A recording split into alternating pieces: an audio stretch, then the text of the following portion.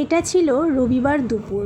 বর তো চিকেনের ঝোল আর রায়তা পেয়ে বেজায় খুশি। আমার আগেই খাওয়া শুরু করে দিয়েছে। আর আমি চিকেন বেশি ভালোবাসি না, তাই চিকেনের সাথে করেছিলাম পটল বাটা। দারুণ লাগে এসব বাটাবাটি। তারপরে খাওয়া দাওয়ার শেষে একটুখানি রায়তা খেয়ে নিলাম।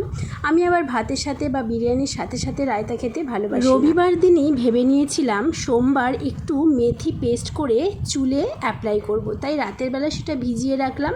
তারপরে মাংস দিয়ে রুটি দিয়ে ডিনার শেষ করে ঘুমিয়ে পড়লাম।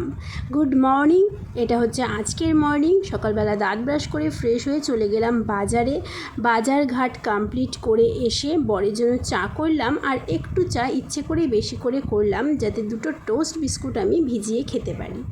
এই দেখো সেই জলে ভিজে একদম পারফেক্ট হয়ে গেছে। তারপরে বরের জন্য ব্রেকফাস্টে বানিয়ে নিলাম একটু ম্যাগি। একটু পরেই বর অফিস চলে যাবে। আপাতত আমার ব্লগটা এখানেই শেষ করছি।